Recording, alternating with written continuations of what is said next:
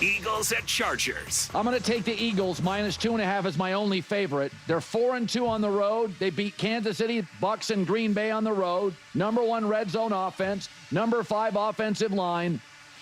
And Saquon Barkley may not be running, but Jalen Hurts, for some reason, is often a better road quarterback. The Chargers have faced two teams with a winning record over the last 10 weeks. They got hammered by both of them. And the offensive line, it's not good at all. So Jalen Hurts, last 2 years on the road, I'm telling you, he's better away from Philly. And I think I have maybe the best O-line and unquestionably the worst O-line. I think it's close. I think the crowd is 65-35. Philadelphia feels a little bit like a home game. I'm going to swallow the 2.5. I'm going to take Philly 24-20. J-Mac a react. Why does Colin keep saying that the Philadelphia Eagles have the best O-line? I'm not going to go on a whole offensive line rant here. I don't understand. Nope. Just let it go. Let it go. It's Friday. Let it go.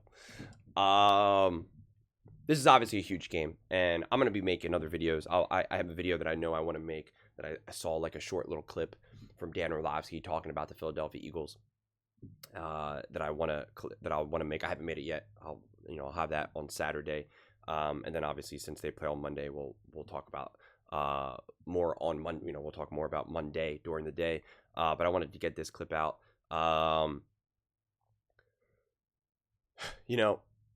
The Chargers, their O-line is a mess, and I know Jalen Carter is not playing, but which would have been nice because Jalen Carter would have been able to then feast. But the team is deep enough defensively where it should still be a problem for the Chargers, right? This absolutely should be a game that the Eagles control the entire time. And if they don't, then I really think that there's absolutely zero reason to believe that they could make a legitimate Super Bowl run. Right? If they win this game and it was just kind of like we were like, oh gosh, it was just kind of the same old story that it's kind of been throughout the course of the season, where it just didn't really quite feel that they were in control the whole time. That you don't really see anything new with the offense. The defense plays well, but nothing crazy, and the game ends up being 24-20, however you exactly get to that score. You start to be a little bit more concerned. You really do. This really because that's what Colin was saying. When the Chargers played a team with a winning record, it's like they got smoked. The Chargers have been held together. I made the joke with Elmer's glue, right? With cheap elementary school glue. That's what this team has been. And it's been amazing to watch. If you're a football fan, watching them stay afloat, watching what Justin Herbert has had to do, it's been amazing. And it's been inspiring, and it's been awesome. And I got nothing respect for San Diego, Los Angeles Chargers. Nothing but respect. But the Eagles are supposed to be different. The Eagles are supposed to be built differently. They are supposed to be and I always say, if you're a great team, if you're an elite team, if you're a top team, if you're well coached, etc., when you go against a team that is imperfect, it's supposed to be loud and clear. And when you're a great team, well coached, etc., and you're going up against another great team, etc., but they're missing a receiver or their O-line is a little wonky, whatever it may be, that should be enough. That should be enough where it's that's all we needed. That's all we needed. You're down your wide receiver one. That's great. You needed everyone to be able to make this a truly competitive game. You're missing your guy. That's it. It's done. It's all we needed. It's all we needed. And the Eagles are supposed to be at that level. They're supposed to be at that level that when you're going up against a team where you're like, oh, this team has the worst run defense in the NFL. It's like, okay, great. Well, then that should be enough for you to be able to run all the live long day against them. Right? Like that. Oh, their O-line is terrible. Their O-line is letting the most pressures in the NFL. It's like, great. Okay. Well, then that should be enough for you then to get after them. If it's not, then you have serious problems. It's okay if it's a random off game, But that's not the way how this season has unfolded. If the Eagles were, crushing it and winning and everyone felt like, oh man, this is the team to beat right now, then you don't have to show that every single game, right? I don't see that randomly happen in a game and you're like, oh, this is a concern.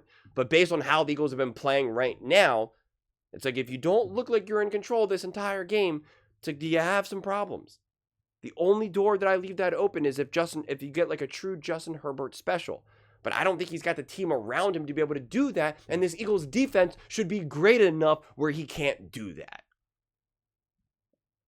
And this is an important game for the Chargers as well. And this is an important game for the Eagles as well. Because the Eagles lose this game, like it's still on the board that they don't make the playoffs. That the Cowboys can find themselves into the playoffs. They could still lose the Lions, and the Cowboys can easily win out right now. They absolutely can. The Eagles got the Chargers. They got the Bills. Maybe Jane Daniels and the Commanders twice. But even if it's just Marcus Mariota, they've been putting up a fight. Ertz is there. Terry McLaurin's there. Debo's there. Dan Quinn is a great coach. Like, those guys are still fighting. And it was a battle against the Denver Broncos overtime. So it's like, you can't just automatically, well, those are 2 wins too. Like, you don't know. You can't take anything for granted. Last season, they played the Commanders and, Jalen Hurts got knocked out. And in a blink of the eye, you had Kenny Pickett out there. So you can't take anything for granted. I think Eagles should, they have a front row seat in understanding that. So, for me, it's like, at this point for the Eagles, like, I'm not even just looking for wins. I defended some of the weirder wins in the past against the Lions, against the Packers. And listen, in a weird enough way, those wins age both better and worse. Because you see what the Dallas Cowboys were able to do offensively against the Lions, but then you saw what the Cowboys defense did against the Lions. And same thing with when the Packers and the Lions played each other. Like, you're like, all right, the Eagles can be like, we controlled that game better than both those teams played each other. And it's like, yeah, but like the offense was still not there. And the offense is hardly complete from the Cowboys. CeeDee Lamb goes down. George Pickens is kind of having a weird game. Dak Prescott was pressured like 20 times. And yet they were still able to do some damage. Whereas the Eagles just haven't been. And again, I blame play calling. I blame coaching. The O-line is a big reason for it as well. But I don't think, I was really kind of on the fence between O-line and coaching, O-line. And I even said, like, maybe Kevin Patullo is actually a great offensive mind, but, like, the O-line's just not good enough, and so he can't get the run going, and that, limits him, blah, blah, blah, blah, blah. And it's still kind of technically on the table when you're a young play caller, a young coach, that you just aren't good enough to find yourself through some of the issues and troubleshoot through some of the issues. That just can take time.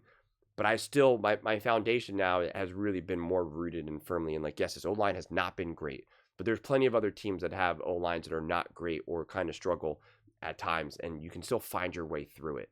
And so that's why I look at play calling. When you look at the inconsistency of how this offense is played, I'm like, it's coaching, and I'm firmly rooting that, and that's why we'll talk about that even more with Dan Orlovsky's clip that I'm excited to go through.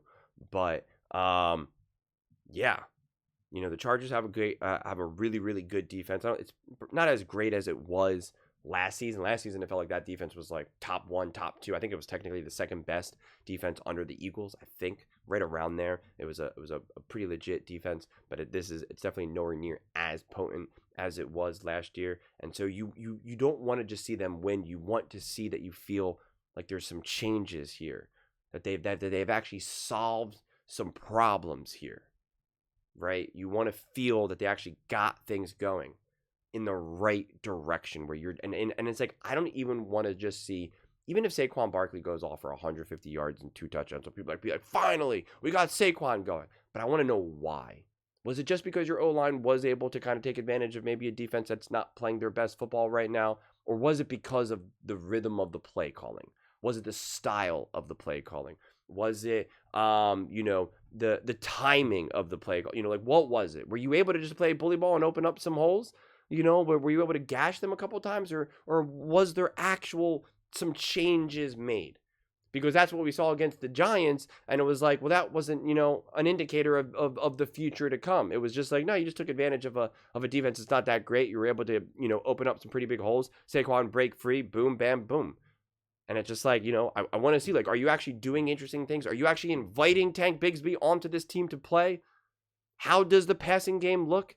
Are you reducing 3 and outs? Like, what's the story here? So, you know, there's a lot at stake, and there's a lot to learn here still. So I'm putting a lot on the shoulders of this game. But those are just my thoughts. I'd absolutely love to hear yours. What do you guys all think about the Philadelphia Eagles taking on the San Diego Los Angeles Chargers, and Colin picking them to win, the only favorite team he's got winning? Let me know your thoughts in the comments below. I read every single comment, so that you agree with me or disagree with me. Either way, let's get in some discussions. Let's get in some fights, but ultimately, let's just have some fun. And please do consider subscribing. We're building an amazing community here, and I absolutely love to see you part of it. I want to build something that we all generally feel connected to. Something that we're really excited to be part of. I think we're well on our way to doing it. Please don't forget to give this video a thumbs up, as it really does help with the visibility and the algorithm. Thank you so much. See you next time.